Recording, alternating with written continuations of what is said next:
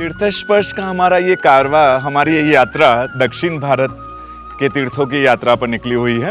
हम बहुत प्रसिद्ध तीर्थ, दक्षिण भारत का बहुत प्रसिद्ध तीर्थ कुलपाकजी तीर्थ में पहुंचे हैं। बहुत प्राचीन इतिहास है इस तीर्थ का।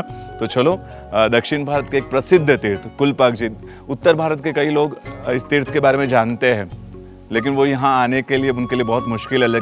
आज हम इसके इतिहास के माध्यम से इस तीर्थ का परिचय कराएंगे, तो हमें लगता है कि पूरा उत्तर भारत नहीं, पूरा भारत इस तीर्थ की परिचय करेगा और भविष्य में इस तीर्थ की यात्रा करेंगे। तो चलो तीर्थ यात्रा के इस माध्यम से, तीर्थस्पर्श के इस माध्यम से इस तीर्थ यात्रा की ओर। तेलंगाना प्रदेश के सर्वप्रथम तीर्थ के रूप में विख्यात प्राचीन महिमावंत श्री कुलपाकजी तीर्थ महानगर हैदराबाद से लगभग 85 किलोमीटर दूरी पर स्थित है। यहाँ का नजदीक रेलवे स्टेशन आलेर है, जो यहाँ से लगभग 6 किलोमीटर दूरी पर है। दक्षिण प्रांत का यह भव्य तीर्थ सदियों से श्वेतांबर जैनों का मुख्य प्राचीनतम तीर्थ है। कुलपाक, जिसे कोलनोपाक के नाम से भी जाना जाता है। कोलनो का अर्थ सरोवर और पाक का अर्थ सुशोभित, अर्थात सरोवरों से सुशोभित मनोरम स्थान कोलनोपाक कहलाता है। जैन साहित्य में कुल्लपाक, कुलयपाक और कुलपाक नाम प्राप्त होते हैं। पश्चिमी चालुक्य राजवंश के कतिपय लेखों में इसे कोल्लिपाक्य लिखा गया है, जो इस नाम का कन्नड़ रूप है। काकतीय राजवंश के एक लेख में इसी नाम का तेलुगु रूप कोल्लिपाक लिखा मिलता है।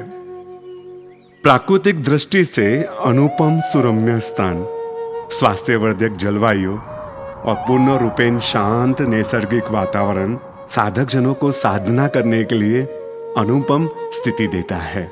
तीर्थ का प्रवेश द्वार बहुत ही भव्य और विशाल है। विशाल परिसर में आया हुआ भव्य जिन मंदिर की नक्काशी, उसकी कारीगरी यात्रा के लिए आए हुए श्रद्धालुओं का मन मोह लेती है। यहाँ का उत्तंग शिखर बहुत ही सुंदर और विशाल है। वैसे तो दक्षिण भारत का यह तीर्थ होने से इसे दक्षिण शैली का शिखर भी कह सकते हैं, लेकिन वस्तुतः देखा जाए तो यह शिखर पुनः न तो दक्षिण शैली का है और न ही उत्तर भारतीय नागर शैली का। ये दोनों शैली का मिश्रण है। चलो इतिहास के पन्नों से इस तीर्थ का संक्षेप में इतिहास जानने का प्रयास करें। पूर्व काल में भरत चक्रवर्ती ने अष्टापद पर्वत पर अपने अपने वर्ण प्रमाण संस्थान युक्त 24 तीर्थंकरों की शिह निषधा प्रासाद में रत्नमय प्रतिमा भरवाई। ये सभी दिव्य प्रतिमाएं भरत चित्र के आम मनुष्यों को दर्शन के लिए दुर्लभ होगी, ऐसा सोचकर उन्होंने ऋषभदेव स्वामी की स्वच्छ मरकट मणिमय कंधों पर जटायुक्त यह सुंदर प्रतिमा भरवाई। कालांतर में प्रतिमा विद्याधरों द्वारा वैतांड्य पर्वत पर पूजी जाने लगी। फिर इंद्र महाराजा ने इसे अपने देवलोक में रखकर भक्ति पूर्वक पूजा आराधना आदि की। लंकापति रावण ने अपनी रानी मंदोदरी की इच्छा के खातिर इंद्र महाराजा की आराधना करके उनसे यह प्रतिमा प्राप्त करके अपनी रानी मंदोदरी को दी। सम्यक दृष्टि रानी मंदोदरी प्रसन्नता पूर्वक इन भगवान की त्रिकाल पूजा करने लगी। आगे लंका का भंग और रावण के विनाश को अधिष्ठायक देव द्वारा स्वप्नों में जानकर मंदोदरी ने यह प्रतिमा समुद्र में स्थापित कर दी। वहां देवों द्वारा यह प्रतिमा पूजी जाने लगी। कालांतर में कन्नड़ देश के शंकर नामक जिनेंद्र भक्त राजा को यह प्रतिमा लवन समुद्र के अधिष्ठाता द्वारा प्राप्त हुई और उन्होंने तिलंग देश के कुलपाक नगर, जो पंडितों के द्वारा दक्षिण वाराणसी नाम से प्रसिद्ध था, वहां सुंदर जिन मंदिर बनाकर स्थापित की और देव पूजार्थ 12 गांव भेंट में दिए। कुछ का यह कथन भी है कि भरत चक्रवर्ती ने अपनी उंगली की अंगूठी में जो रत्न था उससे यह प्रतिमा का निर्माण किया था। गंभीर मुख मुद्रा युक्त इन भगवान की एक खास विशेषता यह भी थी कि यह भगवान अंतरिक्ष पार्श्वनाथ परमात्मा की तरह अंतरिक्ष आकाश में स्थिर रहे थे। फिर मलेच्छों का प्रवेश घात कर विक्रम संवत 680 में सिंहासन पर विराजमान हुए। भगवान महावीर की विशेष प्रतिमा मूलनायक भगवान के दाहिनी ओर के गर्भगृह में विराजमान है। अर्ध पद्मासन में प्रशांत योग मुद्रा में स्थित यह भगवान अद्वितीय अनुपम है। मुख मुद्रा स्मित हास्यमय और भाल स्थल दूज के चंद्र के भांति आकर्षक है। प्रतिमा पर लांछन न होने पर भी इसे भगवान महावीर की प्रतिमा माना जाता है।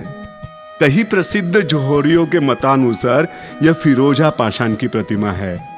इस तरह विशाल रत्न पाषाण की एवं इस प्रकार की मुद्रा की यह प्रतिमा लगभग और कहीं मिलने की संभावना बहुत कम है।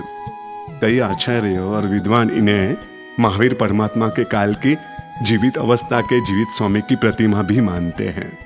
मूल गर्भगृह के दाहिनी ओर के गर्भगृह में नेमिनाथ भगवान के कृष्ण वन की सुंदर प्रतिमा विराजमान है। इन भगवान के बाएं हाथ का अंगूठा दाहिने अंगूठे को स्पर्श करता है। यह परमात्मा भी बहुत विशेष, अद्वितीय, अनुपम है। यहाँ कुल 15 प्राचीन अद्भुत परमात्मा है। इन प्रभु प्रतिमाओं की कला अत्यंत निराले ढंग की है। सारे भगवान की अपनी अपनी अलग विशेषता है। सच में ऐसे भगवान के दर्शन दुर्लभ है। चलो इस प्रांगण में स्थित सभी भगवान आदि के दर्शन के उत्तम क्षणों को संगीत की सुमधुर सुरावलियों के साथ यात्रा करें। हूँ तने समझावूं ना तुझ विना ठरतो। हूँ तने समझावूं ना तुझ विना ठरतो। तू शू जाने प्रीत मारी जो रात तू नाथ ने साथ मारो। हूँ तने समझावूं ना तुझ विना ठरतो।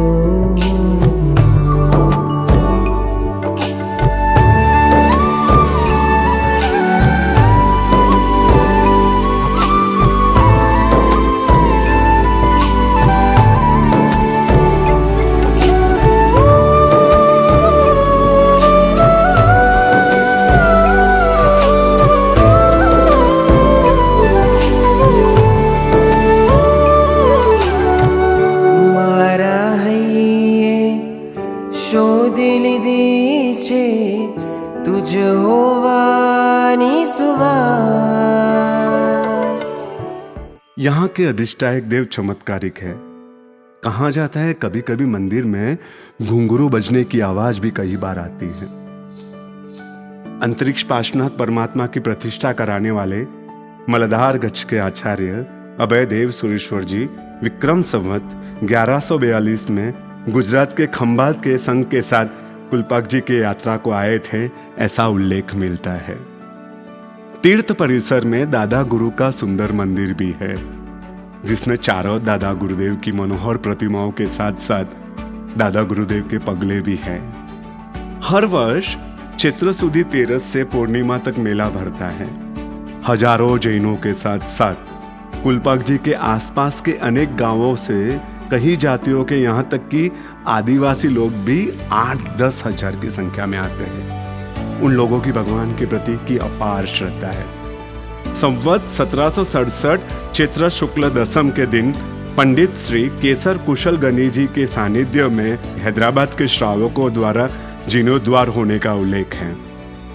उस समय दिल्ली के बादशाह औरंगजेब के पुत्र बहादुर शाह के सूबेदार मोहम्मद यूसुफ खां के सहयोग के कारण जीर्णोद्वार का कार्य सुंदर ढंग से संपन्न हुआ था। और भी कई जीर्णोद्वार के साथ यह तीर्थ की विरासत यहाँ तक पहुंची है। कुल्लू पाक के जागीरदार बरहमुद्दुल्ला तुराब यार जंग इस तीर्थ की महिमा से इतने प्रभावित हुए कि उन्होंने नजराने के रूप में प्रतिवर्ष 100 रुपये उस जमाने में देने का निश्चय किया और 1965-66 से लेकर उनकी जागीरदारी समाप्त होने तक नियमित रूप से देते रहे। 3 धर्मशालाओं के साथ एक और नई धर्मशाला का काम चल रहा है। चारों धर्मशालाओं में कुल 180 के आसपास सुविधा युक्त कमरों की सुंदर व्यवस्था है। यह भोजनशाला की भी अच्छी व्यवस्था है। तीर्थ परिसर के नजदीक ही राजेंद्र सुरसोजी महाराज साहब का सुंदर गुरु मंदिर है। यहाँ पर भी भोजनशाला एवं धर्मशाला की सुंदर व्यवस्था है। तीर्थ परिसर से कुछ ही दूरी पर ही सुंदर गौशाला है। लगभग 700 से अधिक गाय यहाँ पर है। जीवदया का अनुमोदनीय सुंदर कार्य यहाँ चल रहा है। 2 किलोमीटर की दूरी पर नवीन मुनि सुवर्द धाम आया हुआ है। रम्य मंदिर के परिसर में मूल नायक के रूप में मुनीश्वर स्वामी परमात्मा विराजमान है। इस मंदिर की गुंबद की कारीगरी भी अति शोभनीय है। तो आइए ऐसे महान तीर्थ क्षेत्र कुलपाक जी में, जहां पहुंचते ही माणिक्य देव के दर्शन मात्र से हृदय में रोम रोम में अपूर्व आनंद और अलौकिक शांति का अनुभव होता है। आप भी साक्षी बनिए ऐसे अनुभव की दुनिया के। जरूर पधारिए इस तीर्थ स्पर्श के लिए। धन्यवाद।